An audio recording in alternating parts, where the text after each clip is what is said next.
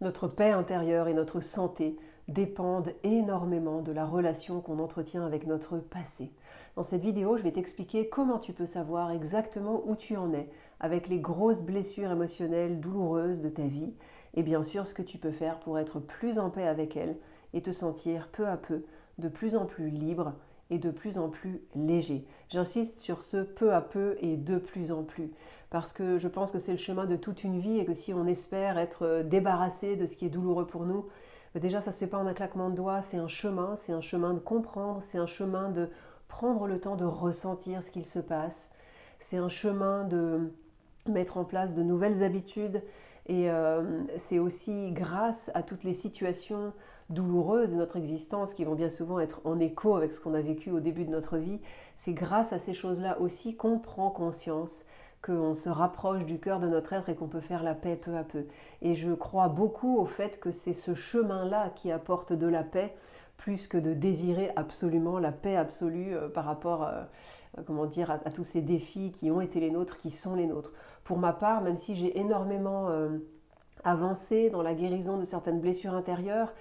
avec vraiment beaucoup d'honnêteté, je peux le dire ici, il y a plein de choses en moi qui ne sont pas encore complètement apaisées. Par contre, par rapport à il y a 20 ans, il y a 10 ans, il y a 5 ans, il y a 2 ans, certaines réactions que j'ai ne sont plus les mêmes. Je ne vais pas repartir de la même façon, dans le même genre de schéma de comportement. Il y a une plus grande clarté, une plus grande lucidité, un plus grand amour pour moi aussi, une plus grande compréhension de ce qui se passe. Et même s'il y a plein de choses qui déclenchent encore des choses, des réminiscences d'un passé inconfortable, la paix et la joie ressentie est sans commune mesure avec l'état dans lequel j'étais quand j'avais une vingtaine d'années par exemple, où j'étais clairement bien souvent dans une situation, dans un mode survie permanent,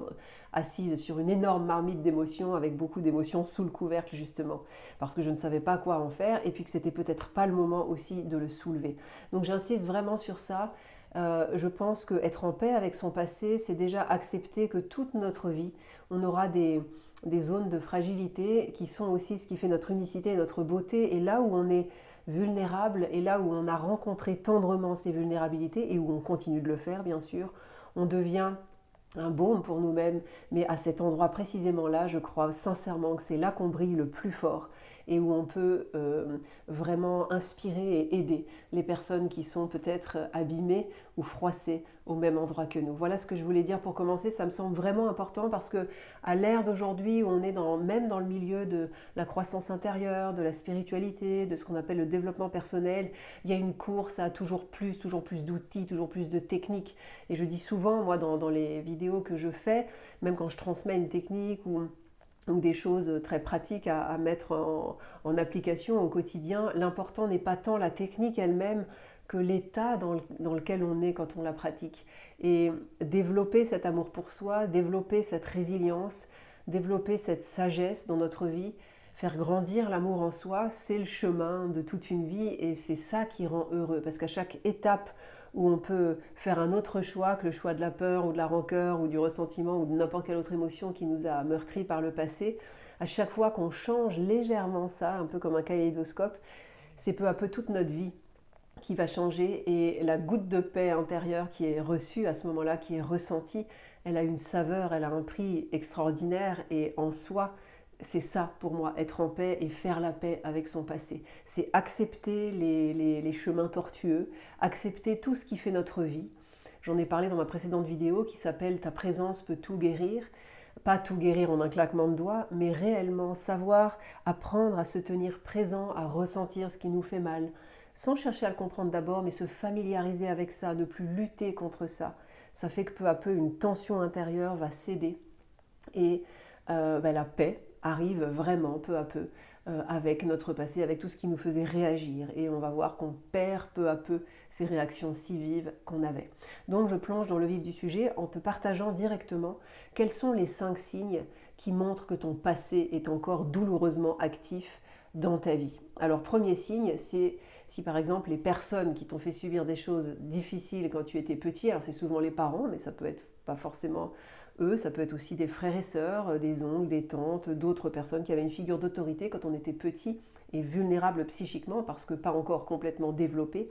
Eh bien, quand tu es en lien avec ces personnes-là dans ton présent, même si c'est bien des années plus tard, s'il y a toujours une relation conflictuelle avec ces personnes-là. Si la relation n'est pas totalement sereine et apaisée, bah, ça veut dire qu'il y a encore des réservoirs émotionnels en toi qui sont actifs et que tu as besoin d'apaiser pour qu'il puisse y avoir peut-être quelque chose qui s'apaise aussi dans la relation avec cette personne. Et puis, bien avoir conscience aussi que quand l'autre personne va rester campée sur ses positions, c'est clair que la relation ne pourra pas évoluer, certes, mais nous, intérieurement, bien sûr, on n'est pas impuissant, on peut faire tout un chemin qui fait qu'on va se pacifier avec cette personne-là, même si elle ne change pas. Parfois, ça implique de ne plus la voir ou de moins la voir, cette personne ou ces personnes. Mais en tous les cas, on va se sentir beaucoup plus apaisé face à leur attitude. Donc le premier signe, c'est celui-là. Si tu es toujours hyper réactif face aux mêmes personnes qui t'ont fait subir certaines choses ou avec lesquelles tu n'as pas pu éclaircir ou t'expliquer, ça montre que oui, tu as peut-être compris mentalement ce qui se passe, mais émotionnellement, c'est pas apaisé. Et je dirais, c'est comme si c'est l'enfant en toi ou l'adolescent en toi qui est toujours là vivant, là dans ton présent et qui t'empêche d'être dans la paix intérieure parce que il y a toutes ces émotions qui sont peut-être comprises mais qui n'ont pas encore été apaisées. Le deuxième signe qui montre que ton passé est encore actif en toi d'une manière douloureuse, c'est ta relation avec toi-même. Si tu es extrêmement dur le plus souvent avec toi-même, que tu es beaucoup dans le jugement de toi-même, l'autocritique, le fait de te mettre des bâtons à toi-même dans les roues, d'être excessivement sévère et rigide, de te mettre toujours une barre très haut, de te dénigrer sans même t'en rendre compte, ou de te sous-estimer, enfin tout ce genre de schémas qui sont très toxiques avec soi, cet auto-jugement, cette autocritique, c'est vraiment un poison pour le psychisme, mais qui se traduit dans les cellules aussi. C'est comme si on s'agresse soi-même avec notre énergie, qu'on retourne contre nous-mêmes avec agressivité. Souvent, on la retourne vers nous-mêmes de la même façon que ce qu'on nous a fait subir quand on était petit. Et voilà, donc si cette relation avec toi-même n'est pas sereine, bah ça veut dire qu'il y a une part de toi, une petite part de toi, jeune et bien vulnérable encore, qui est à cajoler, à consoler et à apaiser et à sécuriser aussi. Troisième signe que ton passé est encore actif dans la douleur, c'est que tu te retrouves coincé de manière régulière dans des schémas relationnels répétitifs, douloureux. Par exemple, tu ne comprends pas pourquoi, alors que tu as bien compris ce qui t'est arrivé dans ton enfance, que les choses sont claires mentalement pour toi, mais tu n'arrives pas à comprendre pourquoi peut-être tu te retrouves toujours en couple avec le même type de personne qui abuse de ta confiance ou qui se comporte de telle manière avec toi. Et ce comportement-là réveille les mêmes émotions que lorsque tu étais petit ou adolescent ou jeune. Et donc ça montre bien que même si tu as compris dans ta tête, il y a une part de toi, jeune et vulnérable encore une fois, qui se sent toujours seule avec ses émotions, pas du tout en sécurité et qui du coup les rejoue sans cesse jusqu'à temps que tu ailles la rencontrer vraiment pour l'apaiser vraiment. J'en parlerai après. Donc ça c'était le troisième signe. Quatrième signe qui montre que tu n'es pas en paix avec ton passé, c'est que des situations similaires à ce que tu as pu vivre quand tu étais petit,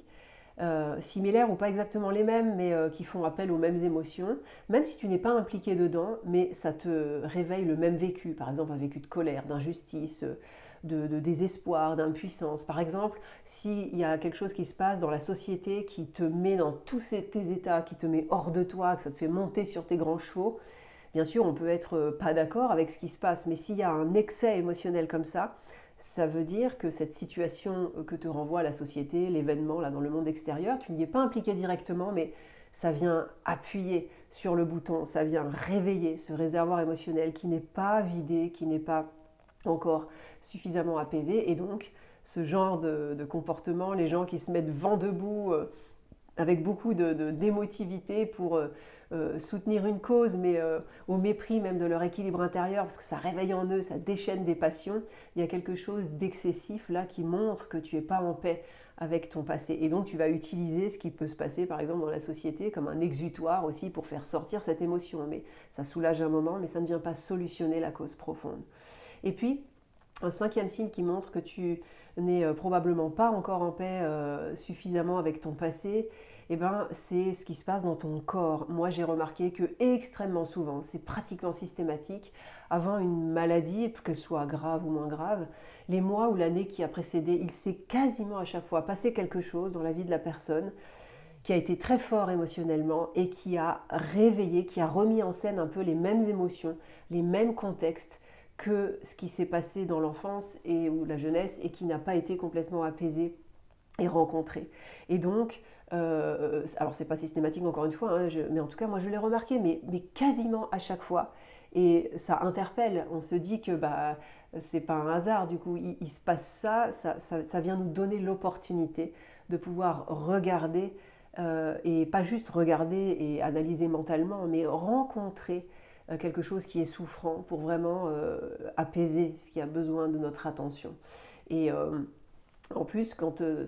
ça apparaît, ça, dans les accompagnements que je fais, c'est souvent fou parce que quand on se met en lien avec la part de la personne qui a vécu donc, dans son enfance quelque chose qui est en résonance avec ce qu'elle a vécu récemment avant d'être malade, eh bien, en repensant à cette chose de son enfance, en la reconnectant à ce qui se passe dans son corps, c'est localisé la plupart du temps au même endroit que la maladie qui se déclare à l'âge adulte. Pardon. Donc on voit qu'il y a très souvent un lien et que ce qu'on n'a pas réussi à rencontrer, à apaiser, notre corps nous offre cette merveilleuse opportunité. On ne peut pas le louper puisque c'est notre corps, on ne peut pas s'échapper de ça. Enfin, c'est vrai que si, on peut faire un déni et ne pas vouloir cheminer intérieurement, mais en tout cas, on le voit là, c'est près de nous. Et ça nous donne une opportunité merveilleuse de pouvoir aller apaiser ce qui est en train d'hurler en nous et qui appelle simplement notre présence, notre douceur, notre attention et qui nous appelle aussi pour qu'on soit, comment dire, on va incarner une présence pleine d'amour, neutre, dans l'énergie et le rayonnement de laquelle cette part toute petite et souffrante de nous va pouvoir tout exprimer de ce qui pèse en elle. Et donc, au-delà d'apaiser intérieurement, ça va aussi contribuer à alléger le corps, puisque toutes les émotions qui vont sortir, alors qu'elles n'étaient pas complètement sorties, peu à peu, j'insiste là encore que ça se fait peu à peu, le corps va désomatiser et peu à peu on allège le corps de toutes les mémoires émotionnelles non apaisées qui n'ont pas circulé complètement, qu'il porte encore. Et c'est important de comprendre aussi que toutes ces émotions sont restées stockées, bloquées. On a fait du mieux qu'on a pu, hein, mais elles n'ont pas pu circuler parce que les adultes autour de nous n'ont pas été en mesure de nous accueillir là-dedans, parce que c'est souvent eux-mêmes qui ont pu nous causer ça, eux-mêmes ayant leur propre histoire, leur propre casserole. Et donc quand on comprend bien ça aussi, on se rend compte que la priorité, j'en parle juste après, c'est de pouvoir incarner pour l'enfant que l'on a été, cet adulte bienveillant, aimant, qui met un cadre sain, un cadre où il y a de la sécurité, et que ça permette à toutes ces émotions refoulées ou partiellement accueillies, de se remettre peu à peu en circulation. Et ce qui est merveilleux, c'est que ça se fait en douceur, avec beaucoup d'intelligence, parce que la mémoire du corps est fabuleuse, il n'y en a ni trop ni trop peu qui sort, mais c'est toujours parfaitement à propos. Et puis, quand ce chemin-là est fait, il y a un soulagement qui est ressenti, qui ne trompe pas, qui montre qu'on est passé du stade de je comprends mon histoire, mais tant qu'elle est juste comprise et pas apaisée émotionnellement, les schémas se répètent. Donc on passe de je comprends mon histoire à j'ai vraiment rencontré en moi ce qui souffre, sans en avoir peur, et du coup une paix s'installe parce que j'ai rencontré, et donc il y a un échange d'énergie qui s'est produit entre moi, qui suis là avec amour, et cette part-là de moi qui en a manqué, et donc les choses se remettent de manière naturelle en mouvement. Et donc juste avant de t'expliquer ce que tu peux faire concrètement pour faire la paix avec ce passé douloureux, eh bien je me présente brièvement si tu ne me connais pas. Je m'appelle Laure Charin, je suis énergéticienne et thérapeute psychocorporelle, et j'ai toujours été passionnée par l'influence de la conscience et de nos émotions sur notre santé puis notre paix intérieure aussi. Et j'accompagne les personnes qui sont en prise avec la maladie, que ce soit des maladies graves ou moins graves, mais en tout cas quand le corps est touché, quand le corps parle, j'accompagne ces personnes-là à favoriser au maximum leur guérison et leur retour à l'équilibre intérieur en synergie avec leur traitement. Et puis, j'en profite pour dire aussi, c'est nouveau, que si tu souhaites soutenir financièrement mon travail et tout ce que j'offre sur cette chaîne depuis des années et que je vais continuer à faire parce que j'aime énormément transmettre, je pense que vous vous en êtes tous rendu compte, eh bien, vous pouvez choisir de me rejoindre en cliquant sur le bouton Rejoindre qui est juste à côté du bouton S'abonner sur la chaîne. Et donc, une fois que tu auras cliqué là, si tu le souhaites, c'est toi qui choisis ce que tu souhaites donner chaque mois pour soutenir cette chaîne. Ça peut bien sûr s'arrêter à tout moment. Et en échange, tu recevras évidemment des avantages. Je ne vais pas en faire la liste parce que ce serait fastidieux, tu peux retrouver tout ça, mais par exemple, tu pourras choisir des sujets de vidéo, choisir de rejoindre un live que j'animerai une fois par mois où on se verra face à face, sur Zoom pour que je puisse répondre à tes questions, qu'on puisse avoir un vrai moment d'échange et de rencontre, enfin tout ce genre de choses-là. Voilà. Donc merci du fond du cœur à tous ceux qui choisiront de rejoindre ma chaîne YouTube, et puis pour tous les autres, il n'y a aucun problème, ça ne change rien du tout, il n'y a rien qui change sur la chaîne, je continue à partager régulièrement des vidéos, et puis chaque mercredi donc, ces infusions d'amour qui existent depuis un peu plus d'un mois,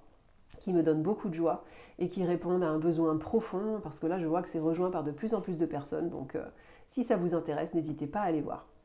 Donc j'en viens maintenant à qu'est-ce que tu peux faire pour apaiser vraiment ces blessures émotionnelles. Donc bien sûr, ce que je vais te dire là ne peut pas remplacer le fait que tu te fasses accompagner par quelqu'un de compétent, parce que même si je t'explique comment ça se passe, on peut en faire une partie soi-même, mais bien souvent pour ces choses-là douloureuses, on a besoin d'être accompagné, et c'est totalement normal. Parce que pour rencontrer la part de nous qui est la plus vulnérable, parfois nous on est un peu chancelant dans notre aplomb intérieur, et on a besoin de quelqu'un qui nous aide à nous reconnecter à cette sérénité, à cette grandeur en nous. Et voilà, et ça peut se faire avec plein de gens différents, plein d'approches différentes, mais en tout cas, ces étapes dont je vais te parler, elles sont indispensables pour vraiment, vraiment faire la paix avec son passé. Donc, ce que l'on peut faire, c'est déjà juste se rappeler qu'un enfant, il a des besoins fondamentaux, et si ces besoins ne sont pas remplis, il va se sentir pas bien, il va lui manquer des choses, il va se sentir en souffrance intérieure, il va avoir peur, il va pas se sentir en sécurité ni libre de faire des expériences, de grandir, de cheminer dans sa vie, et il va être mal à l'aise avec ses émotions, et puis ça, si ça reste là, on grandit avec ça, et cet enfant intérieur blessé en nous, blessé à un endroit ou à plusieurs endroits, il est toujours actif, comme au premier jour où il a été blessé. Et donc, si tu identifies clairement ce qui t'a manqué, peut-être tu n'as jamais entendu de mots d'amour ou très peu, peut-être qu'on ne t'a jamais regardé ou pas beaucoup d'une façon qui te faisait te sentir important, où tu avais l'impression que l'adulte avec toi était heureux d'être avec toi, se sentait chanceux de t'avoir comme enfant. Quand on ne voit pas ça dans le regard des adultes qui nous élèvent, il manque quelque chose. Et donc tu peux faire la liste de ce qui t'a manqué, de ce qui t'a douloureusement manqué. Et une fois que tu as cette liste, tu vas simplement te connecter à l'enfant que tu étais. Ça peut être en visualisant pour certains, en prenant une photo de toi pour d'autres, ou juste en sachant clairement que tu t'adresses à l'enfant que tu étais, même si tu ne le vois pas, même si tu ne le sens pas. Et tu vas lui dire à voix haute ce qu'il n'a jamais entendu. Oui, tu peux lui demander ce qui lui ferait plaisir, tu peux lui dire à quel point tu le trouves beau, unique, merveilleux tel qu'il est, précieux, qu'il n'y en a pas deux comme lui, et que c'est une merveille d'être avec lui. Enfin, dis-lui, jour après jour, ou une fois de temps en temps, régulièrement, ces choses que tout enfant a besoin d'entendre, non pas une fois, mais plusieurs fois. Et si tu t'arrêtes au stade de « oui, j'ai très bien compris ce qu'il faut faire, mais je sais tout ça », mais que tu ne le fais pas, je te le dis, ton enfant intérieur va rester en souffrance. Comprendre ne suffit pas, il faut avoir ce courage d'aller le rencontrer. Peut-être tu ne le sentiras pas. Pour certains, la rencontre, elle a un peu de mal à se faire au début parce qu'il y a plein de carapaces qui se sont mises, tellement cet enfant intérieur est en souffrance, il s'est carapacé. Et c'est pas en venant juste comme ça une fois que d'un seul coup toutes les défenses vont lâcher. Mais n'empêche que même si tu ne sens rien, le fait de dire à voix haute ces mots que tu aurais eu besoin d'entendre, si tu les dis à voix haute, tes oreilles, les oreilles de ton enfant intérieur vont l'entendre physiquement.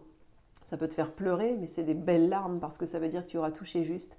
Ça peut venir faire bouger des choses, et même si tu n'as pas d'émotion, ça commence à faire un chemin. Et c'est important. Il y a un moment donné, on ne peut pas éluder cette phase-là, de tourner un regard tendre vers cette part de soi qui souffre et de la nourrir là où elle a été carencée. Et